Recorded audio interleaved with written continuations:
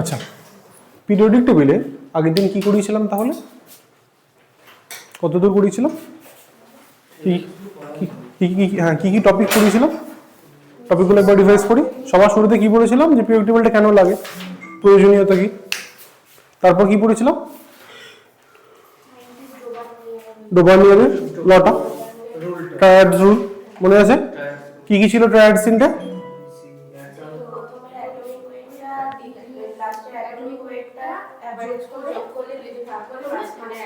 হ্যাঁ, কি কি পেয়ারগুলো কি কি ছিল? যে তিনটে দুখানা পেয়ার করেছিলাম না, কি কি ছিল মনে আছে? আরেকটা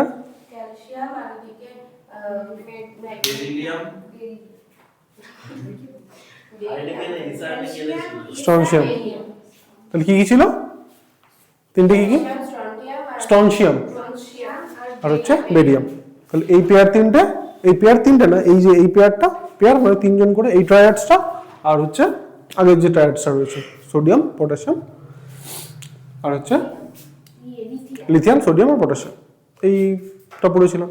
তো এখানটা দেখলাম যে এই দুটো ট্রায়াডসের পরে আর কোনো ট্রায়াডস পাওয়া যাচ্ছে না, আর কোনো মিল পাওয়া যাচ্ছে না। সেখান থেকে কোথায় চলে গেল? নিউল্যান্ড কি বলেছিল? থিওরিটা যে হ্যাঁ, আটটা মানে কি, যে আমাদের যেমন ওই গানের যেমন হয়, ওটা সুরের রেসপেক্টে কি হয়, সা রে গা মা পা ধা নি সা, নি এর পরে আবার সা চলে আসে। সেম ভাবে এখানেও 7 নম্বর এলিমেন্টের পরে যখন 8 নম্বর এলিমেন্ট আমার চলে আসে, তখন কি হয়ে যায়, তারা দেখা যায় যে পিরিয়ডিক্যালি ঘুরে এসে আবার সেই আগের জনের সাথে ওই 8 নম্বর এলিমেন্টের কি হচ্ছে, মিল রয়েছে। কিসের? কেমিক্যাল বা ফিজিক্যাল প্রপার্টি বা ভ্যালেন্সি, সব কিছুর মিল রয়েছে, এটা বোঝা গেছে।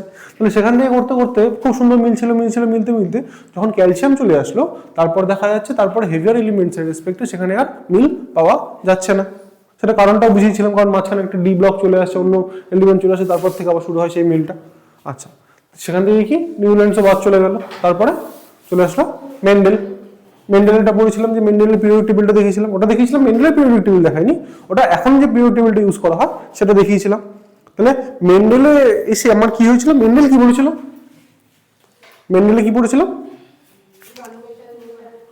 অন্যান্য সে তো পড়েছিলাম যে মেন্ডেলটা কি বললো। মেন্ডেল বললো যে সেম ভাবে নিউল্যান্ডসের মতো যে আমাদের যে পিরিয়ডিক টেবিলে যে এলিমেন্টস গুলো রয়েছে, সেগুলোর প্রপার্টিগুলো পিরিয়ডিক্যালি চেঞ্জ হয় কিসের রেসপেক্টে? অ্যাটমিক মাসের রেসপেক্টে। অ্যাটমিক মাসটা আমার আস্তে আস্তে চেঞ্জ হচ্ছে, তার রেসপেক্টে ঘুরে আবার সেই আগের প্রপার্টির সাথে এই প্রপার্টিটার মিল পাচ্ছি। মানে ওর মতনই ও বলেছিল যেটা অক্টেটের রেসপেক্টে হবে, আর ও কি বলছে? পিরিয়ডিক্যালি চেঞ্জ হচ্ছে কার রেসপেক্টে? অ্যাটমিক মাস। কার রেসপেক্টে? অ্যাটমিক মাসের রেসপেক্টে। এর রেসপেক্টে হচ্ছে পুরোপুরি এর উপর ডিপেন্ড করেই আমার মেন্ডেলের পুরো থিওরিটা দাঁড়িয়ে রয়েছে। তো এখান থেকে করতে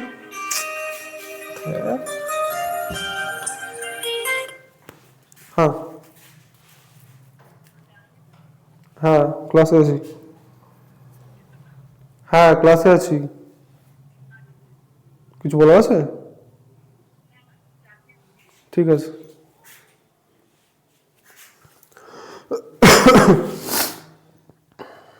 ফোন সাইলেন্ট।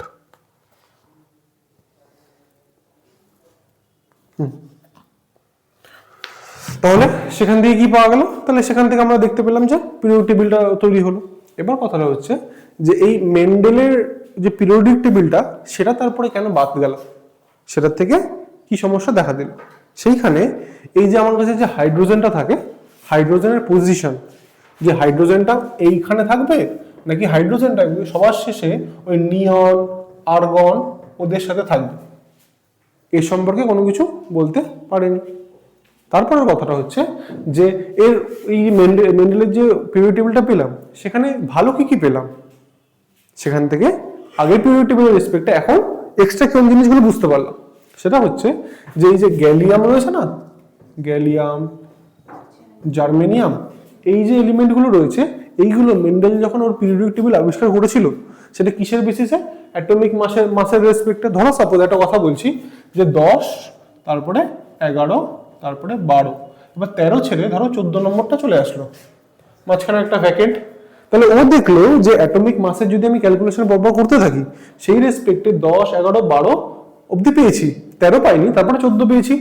তাহলে ও কি করেছিল, পিরিয়ডিক টেবিলে ওই জায়গাটাকে ফাঁকা রেখেছিল, পিরিয়ডিক টেবিলে ওই জায়গাটাকে ফাঁকা রেখেছিল। কেন কেন ফাঁকা রেখেছিল, ভ্যাকেন্ট রেখেছিল? কারণ ও জানতো নিশ্চয়ই এই পারমাণবিক গুরুত্বওয়ালা বা এই অ্যাটমিক মাসের কোনো একটা এলিমেন্ট এখনো পর্যন্ত আবিষ্কার হয়নি, কিন্তু ভবিষ্যতে আবিষ্কার হবে।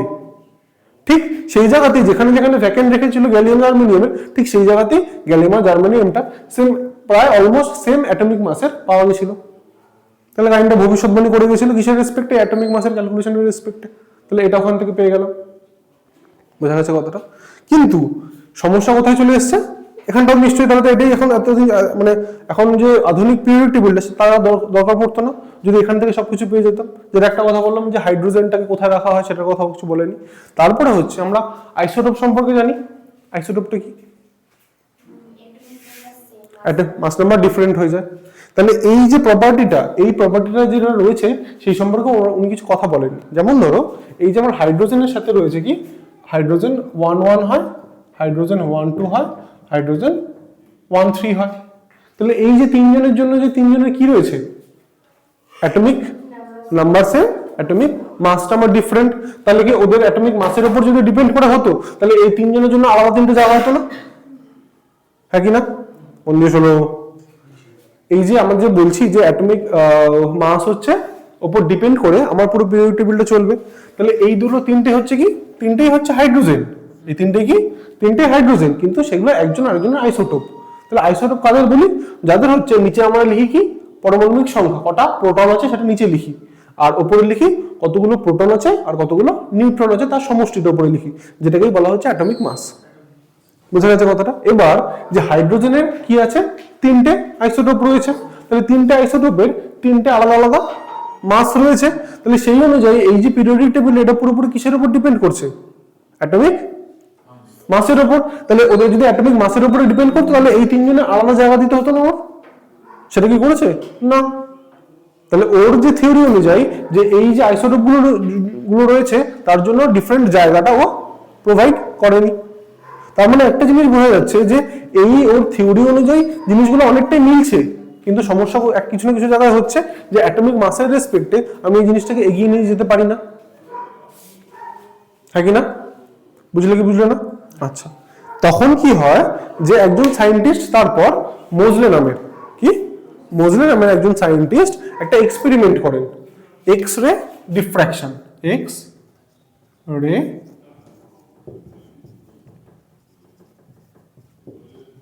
ডিফ্র্যাকশন, এক্স-রে বর্ণালীর একটা এক্সপেরিমেন্ট করেন। সেখান থেকে উনি পরীক্ষা করে দেখেন যে কোনো একটা এলিমেন্টের বা কোনো একটা মৌলের বা কোনো একটা যৌগের সবচেয়ে ফান্ডামেন্টাল বা সবচেয়ে প্রাথমিক যে ধর্মটা যার উপর ও ডিপেন্ড করে সেটা অ্যাটমিক মাস নয়, সেটা কি অ্যাটমিক নাম্বার, পারমাণবিক গুরুত্ব নয়, পারমাণবিক সংখ্যা। সেটা কে করেছিলেন? বিজ্ঞানী মোজলে। কি কোন কোন এক্সপেরিমেন্টের রেসপেক্টে? X-ray diffraction এক্সপেরিমেন্টের রেসপেক্টে। বোঝা গেছে কথাটা? তাহলে সেখান থেকে কি দেখা যায় যে আমার কোনো একটা মৌলের যে প্রাথমিক যে ধর্মটা যার উপর ডিপেন্ড করে সেগুলো চলে, তাহলে সেটা অ্যাটমিক মাস নয়, সেটা অ্যাটমিক নাম্বার। কি ঘুম পেয়েছে, জল খাও, জল খাও, জল খাও, জল খাও।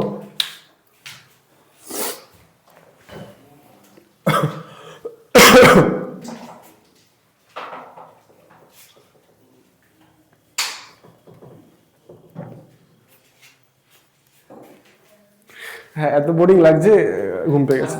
আচ্ছা, তাহলে সেখান থেকে আমরা কি পেয়েছিলাম আগের দিন, যে কিসের কিসের বেসিসে তাহলে এখন হচ্ছে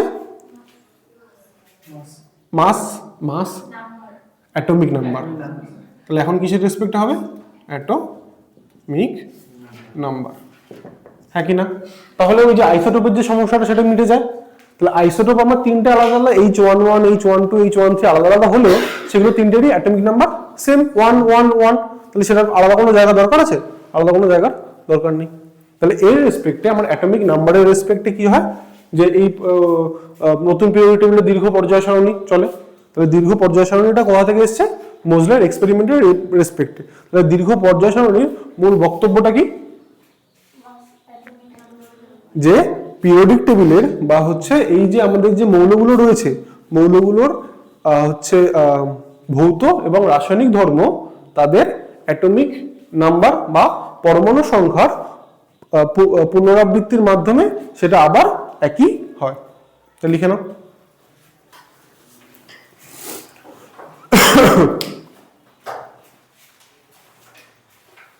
দীর্ঘ পর্যায় সারণীর মূল বক্তব্য।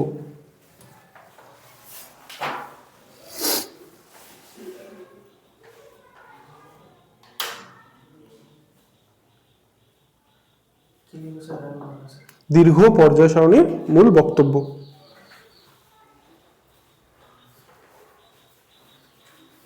যেটাকে ইংলিশে মডার্ন পিরিয়ডিক টেবিল বলা হয়।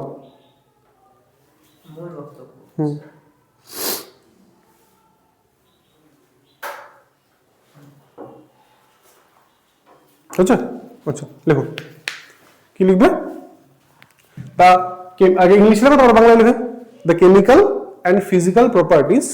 আচ্ছা আমি লিখে দিই কি বললাম modern periodic law.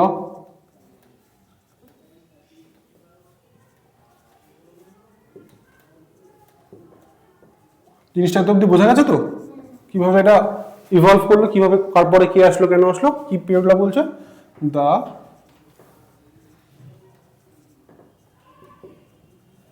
physical and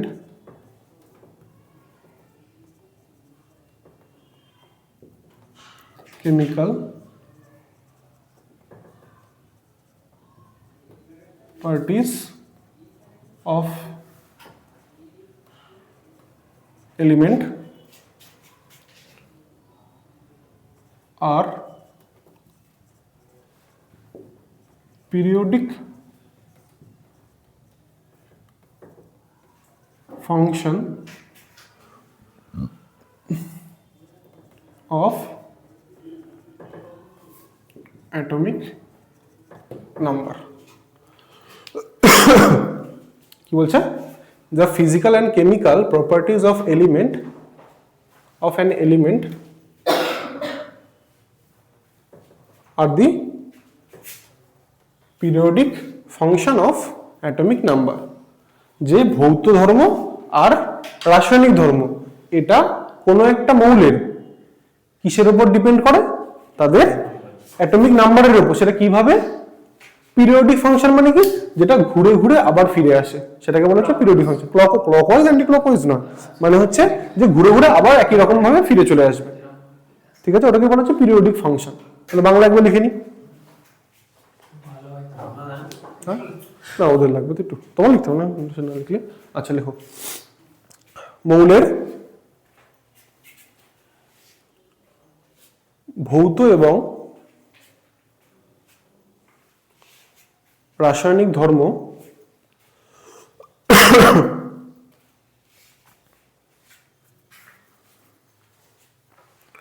পরমাণুর সংখ্যার পরিবর্তনের সাথে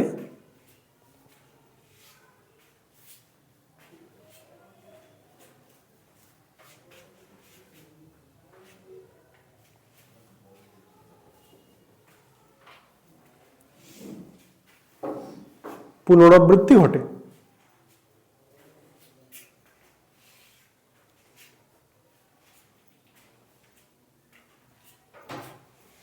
বোঝা গেছে ক্লিয়ার? আচ্ছা তাহলে কি হলো যে ভৌত ধর্ম আর রাসায়নিক ধর্মটা কিসের ফাংশন এখানে পরমাণু সংখ্যার উপর। তাহলে ওর সাথে সাথে আবার পুনরাবৃত্তি ঘটছে। বোঝা গেছে কতটা? আচ্ছা তোমাদের আরেকবার না তোমাদের আমি দেখেছিলাম ওই যে বলেছিলাম না এসপিডিএফ যেটা পড়িয়েছিলাম খানিক বুঝেছো খানিক বোঝনি মানে একটুই বুঝেছো বাকিটা কিছুই বোঝনি। তো কোশ্চেন দেখলাম যে না সেগুলো বুঝতে হবে খানিক বুঝতে হবে। যদি রেলের এক্সামের রেসপেক্টে বলেছিলাম না সবচেয়ে বেশি সায়েন্সের কোশ্চেন রেলের রেসপেক্টই আসে তো সেখানে বেশ ভালোই বুঝতে হবে। সেটা আরেকটা আমি ক্লাস করাবো একদিন। ঠিক আছে এখন উপর উপর দিয়ে জিনিসটাগুলো বোঝো যে আচ্ছা কটা বাজে বায়োলজি পড়াতে হবে। ঠিক আছে ধরো এই শুরুতে বলেছিলাম না। আচ্ছা তাহলে এই যে মডার্ন পিরিয়ড টেবিল তাহলে মডার্ন পিরিয়ড টেবিলের ফিচার্সগুলো কি কি?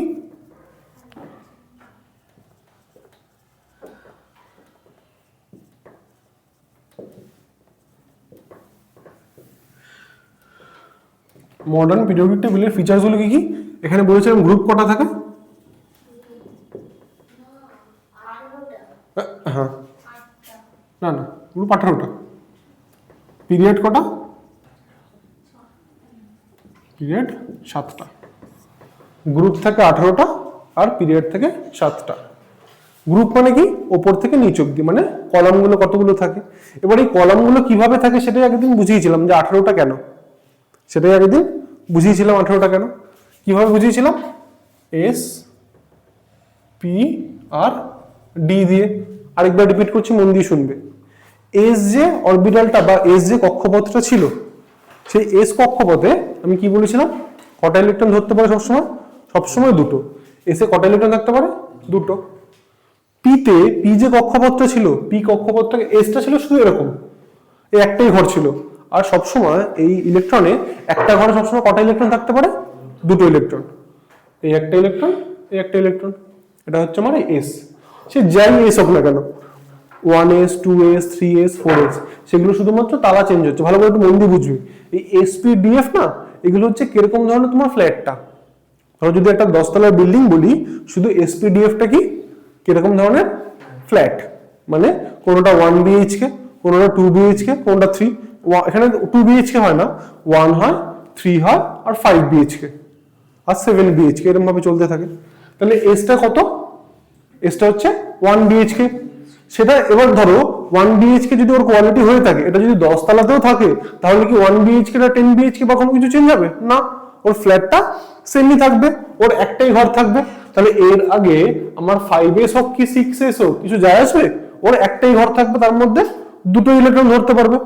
এটা কি মাথায় ঢুকলো না ঢুকলো না? না ঢুকলো আবার বলবো, বলো আরেকবার বলবো। আমি বলতে চাইছি এই যে এস হচ্ছে, ধরো এটাকে ঘর হিসেবে ভাবো বা ফ্ল্যাটটাকে এরকম। হ্যাঁ, তাহলে আমার এই একটা ফ্লোর রয়েছে, এই ফ্লোরে দেখো না বিল্ডিং এর মধ্যে আমার কি থাকে? কোনোটা 1 বিএইচকে, কোনোটা 2 বিএইচকে, কোনোটা 3 বিএইচকে। তার মানে কি ঘরের সংখ্যাটা বাড়তে থাকে আস্তে আস্তে। তাহলে আমি বললাম এসটা হচ্ছে 1 বিএইচকে ওয়ালা ফ্ল্যাট। তাহলে ওটা যদি আমার 10th ফ্লোরেও থাকে, সেটা তো 1 বিএইচকেই থাকবে। তাহলে এর আগে যেই সংখ্যাটাই বসুক না কেন, সেটা শুধু তলাটা আমার চেঞ্জ হচ্ছে, কিন্তু ওর যে ঘরটা সেটা আমার একটাই থাকছে। সেম ভাবে পি এর ঘর হচ্ছে 3টে থাকে। কটা থাকে? পি এর 3টে ঘর থাকে। পি এর কটা ঘর থাকে? 3টে ঘর থাকে। তাহলে পি এর যদি আমার 3খানা ঘর থেকে থাকে, তাহলে তার আগে যেই সংখ্যায় বসাই না কেন, যেই ফ্লোরে নিয়ে যাই কেন কেন সেটা 3টেই থাকবে। আর একটা কথা, পি কিন্তু প্রথম যে তলাটা, সেখানে কিন্তু পি থাকতে পারে না। মানে এই যে নিউক্লিয়াস, এই পজিটিভ, তার হিসেবে এই যে প্রথম যে সারিটায় থাকে, সেখানে শুধু এস থাকে, তারপরে গিয়ে এস আর পি আসে। বোঝা গেল কথাটা? যে প্রথম যে তলাতে শুধু এসি থাকতে পারে, প্রথম তলাতে মানে 1p হয় না, এক তলাতে পি থাকতে পারে না। গ্রাউন্ড ফ্লোরে শুধু এই একখানা ঘর হলে ফ্ল্যাট রয়েছে। দোতলাতে গিয়ে তখন এসও থাকে, পিও থাকে, মানে 2s আর 2p হয়ে থাকে। বোঝা গেল কথাটা? তাহলে এইখানে যে আমার 3টে ঘর রয়েছে, 3টে ঘরে কটা ইলেকট্রন থাকতে পারবে? প্রত্যেক ঘরে কটা করে ইলেকট্রন থাকে? দুটো করে থাকে। তাহলে 3টে ঘরে 6টা ইলেকট্রন থাকবে। 1 2 3 4 5 6। বোঝা গেল কথাটা? আচ্ছা, এবার চলে আসি ডিতে। ডিতে কটা? 5টা। বোঝা গেল? এবার ডিতে যদি 5খানা ঘর থেকে থাকে, আবার ডি কি সেকেন্ড ফ্লোরে, মানে ফার্স্ট ফ্লোর যেটা থাকে, এটা তো গ্রাউন্ড ফ্লোর, যে ফার্স্ট ফ্লোরটা থাকে, ফার্স্ট ফ্লোরে আবার ডি থাকে না। ডি শুরু হয় কোথা থেকে? 3 থেকে। বোঝা গেছে কথাটা? এবার 3ডির জায়গায় যদি 4ডি লিখি বা 5ডি লিখি, তাতে কিছু যায় আসবে না?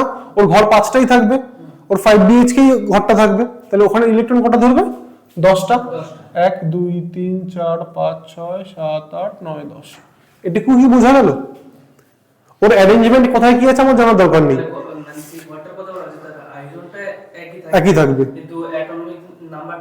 এই শুরুতে যে অ্যাটমিক নাম্বারটা, ওটা হচ্ছে কত তলা, মানে কত স্তরে রয়েছে, কত দূর স্তরে রয়েছে, সেটা হচ্ছে চেঞ্জ হতে থাকে। আর একটা নিয়ম কি, পিতে 1 হয় না, আর ডিতে 1 2 কোনোটাই হয় না, তারপর থেকে তো থাকতে থাকে। বোঝা গেছে?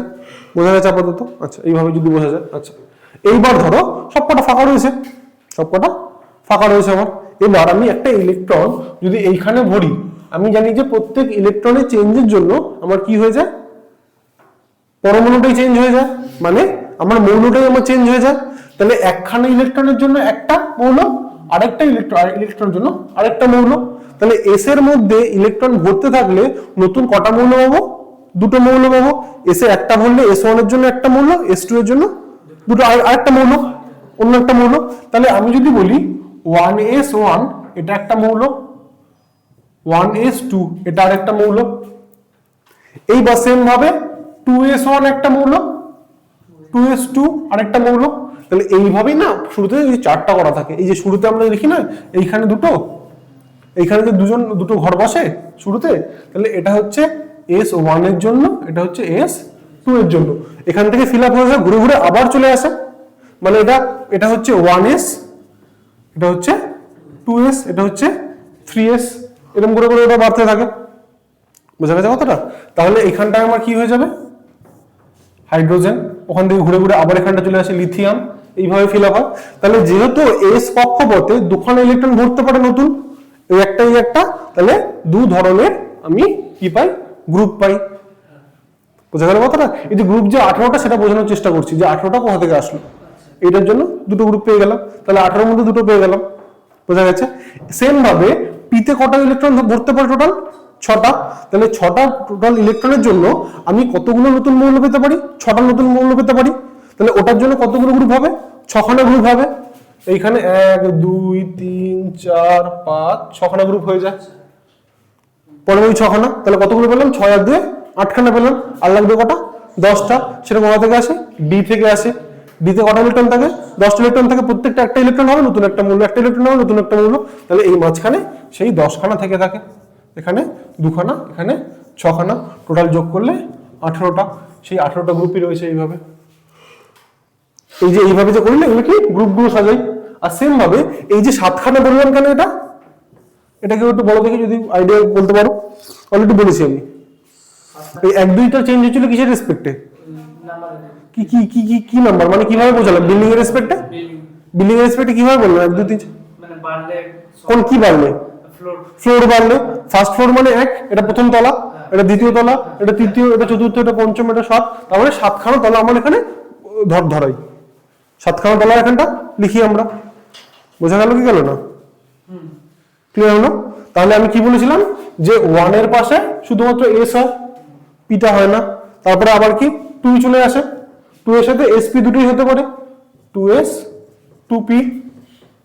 তারপর বলেছিলাম কি 3 তে কি কি হতে পারে, 3s হতে পারে, 3p হতে পারে, 3d এর মতন চলে আসে। আবার 4 থেকে কি কি হবে, 4s 4p 4d, আর 4 এ নতুন আসে 4f। এইভাবে ভাবে ইলেকট্রন ভরতে থাকে। প্রথমে এখানে ইলেকট্রন ভরবে, এটা যদি ভরা ভর্তি হয়ে যায় তারপর এখানে ভরবে, এখানে ভর্তি হয়ে গেলে এখানে ভরবে, এখানে ভর্তি হয়ে গেলে এখানে ভরবে। এটা একদিন নতুন আবার একটা ক্লাস করাবো। বোঝা গেছে কথাটা? এইভাবে পিরিয়ডিক টেবিলটা হয়। ক্লিয়ার? এবার কি লাস্ট কি কি আগে ওগুলো পড়েছিলাম, মৌলের নামগুলো, সেগুলো পড়ে আমরা বায়োলজিতে। বুঝলো তো এতটা? জেনুইন ছিল, ঘুম পাচ্ছে, চলে যাচ্ছে। ফার্স্ট ক্লাসে এত বোরিং পড়াই, আরে কি দুঃখ আমার।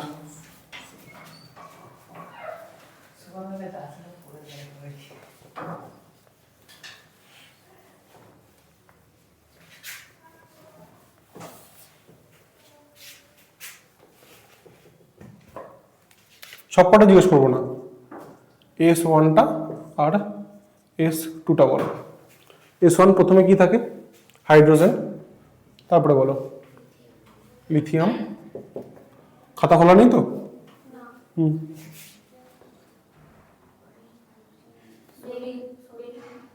একজন যে কোনো, সোডিয়াম,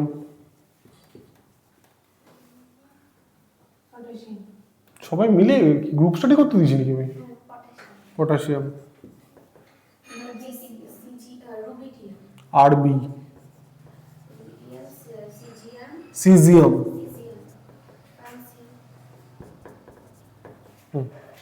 এটাকে বলবে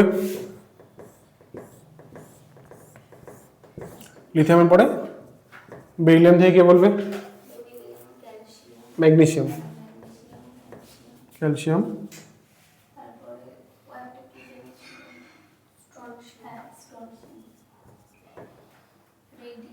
বেরিয়াম।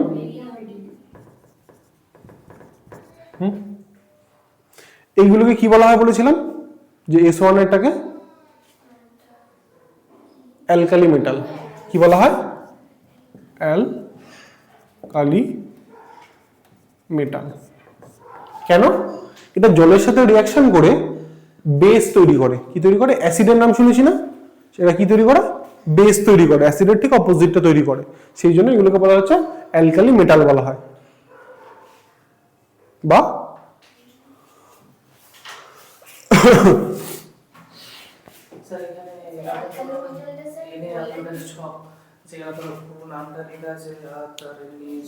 চার্ট লাগবে? পাঠিয়ে পাঠিয়ে আচ্ছা, হ্যাঁ হ্যাঁ ঠিক আছে, আমি পাঠিয়ে দেবো আজকে। এর সাথে যদি জলের রিয়াকশন করা হয়, এগুলো পড়াবো, যখন রিয়াকশন করাবো তখন যদি জলের যদি বিক্রিয়া করা হয় এখান থেকে, মানে এদেরকে যদি জলের মধ্যে রাখা হয়, প্রথম কথা হচ্ছে এদের মধ্যে জলের মধ্যে যদি রাখা হয় খুব বিক্রিয়া হয়, মানে বিক্রিয়া মানে কি বিস্ফোরণের মতন বিক্রিয়া হয়, মানে সোডিয়াম যদি জলের মধ্যে রাখো সঙ্গে সঙ্গে দেখবে বাস্ট করছে, ঠিক আছে? কিন্তু এটা কি তৈরি করে? বেশ।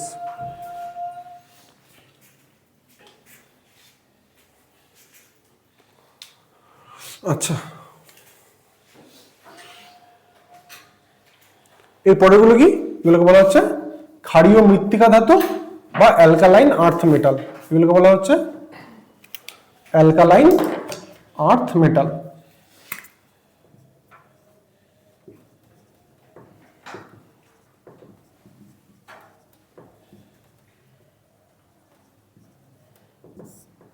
এগুলোকে beryllium, magnesium, calcium, strontium, barium, radium, এগুলো কি বলা হয়? Alkaline earth metal. প্রথমে S1টাকে বলা হচ্ছে অ্যালকালি মেটাল, আর এগুলোকে কি বলা হচ্ছে? Alkaline earth metal. বোঝা গেছে? আচ্ছা, তারপরে মাঝখানে কি থাকে? ওই 10খানা ডি, সেগুলো কি? সবগুলোকে কি বলা হয়? এই মাঝখানে যে 10খানা ডি থাকে এগুলোকে বলা হচ্ছে ট্রানজিশন এলিমেন্ট বা ডি ব্লক এলিমেন্ট বা ট্রানজিশন এলিমেন্ট, এগুলোর নাম, ঠিক আছে? ট্রানজিশন কেন বলা হয়? এই যে এস আর পি এর মধ্যে সংযোগ স্থাপন করে না, মানে কি হচ্ছে, এটা যদি এখানে কিছু না থাকতো, এটা পুরোপুরি দূরে দূরে থাকতো, তাহলে ওদের মধ্যে সংযোগ স্থাপন করছে, এই জন্য এটাকে কি বলা হয়? ট্রানজিশন, মানে এর থেকে ট্রানজিশন হয়ে তুমি ওটায় যাচ্ছ।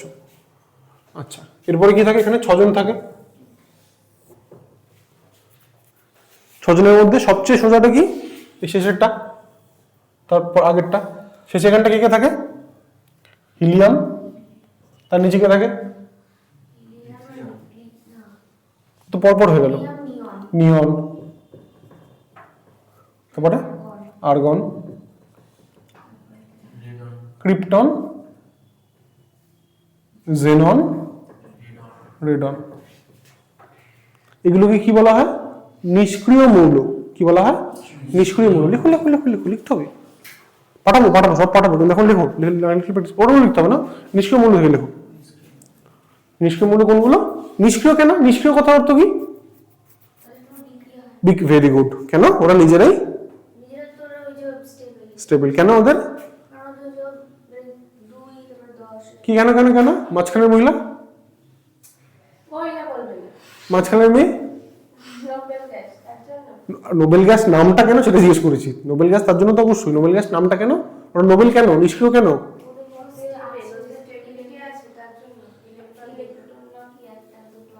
একটা দুটো আছে তাই জন্য। ওটাকে কি বলা হয়? ডুপ্লেট বা অক্টেট ফিল আপ থাকে। অষ্টক পূর্তি বলেছিলাম না? আচ্ছা, অষ্টক পূর্তি থাকে মানে এদের মধ্যে যতগুলো ইলেকট্রন থাকা সম্ভব সবটাই ভর্তি থাকে। তখন কোনো খিদে আছে? এদের কি থাকে? যতগুলো ইলেকট্রন থাকার কথা স্থায়িত্ব পাওয়ার জন্য পুরোপুরি ভর্তি রয়েছে। তাহলে ওর কি কিছু চাওয়া পাওয়া আছে? এই যে তুমি আমি এই যে কাজ করছি, পড়তে এসছো কেন? কিছু চাওয়া পাওয়া আছে, তাই লাগবে কি? টাকা পয়সা, তাই না? কারণ কেউ পড়তে ভালোবাসে তাই জন্য আসে, এক একজন কোনো কারণে তো আসে না। তো ওদের কোনো খিদেই নেই, ওরা যে স্থায়িত্ব অর্জন করবে ও অলরেডি স্থায়ী। তাহলে ওরা কি কোনো রিয়াকশন করতে চাইবে? চাইবে না। ওই জন্য ওদের নাম কি? নিষ্ক্রিয় মৌল। বোঝা গেল কথাটা? আচ্ছা, তার আগে কে থাকে? এটা হচ্ছে কি কে থাকবে এখানটা? ফ্লোরিন থেকে শুরু হয়। Fluorine, chlorine, bromine, iodine, astatine. এগুলোকে কি বলা হচ্ছে? এগুলোকে বলা হচ্ছে হ্যালোজেন। হ্যালোজেন। আর এগুলো কি হয়? নন মেটাল হয়। এগুলো সবকটাই এই সাইডে পি এর সবকটাই হচ্ছে মোটামুটি নন মেটাল নাহলে মেটালয়েডস। মেটালয়েডস মানে মেটাল আর নন মেটালের দুটো প্রপার্টি থাকে।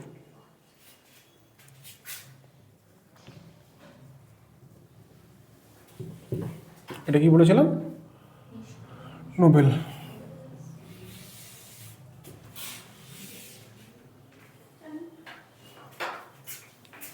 Thank you.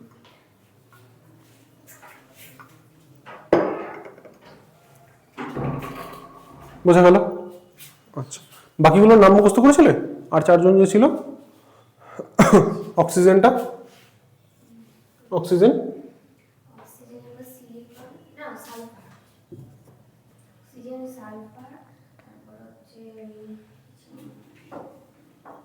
সেলেনিয়াম। আচ্ছা, এখানে নাইট্রোজেন। নাইট্রোজেনে কি কি ছিল? Phosphorus, arsenic, antimony, bismuth. মুখস্থ চাই পরের দিন, ছুড়ে ফেলে দেবো নাহলে, কষ্ট হবে আমার, জিম করে আসতে হবে। 1 2 3 4 5 6 দুটো এক্সট্রা আছে। বলো তার কি ছিল? কার্বন,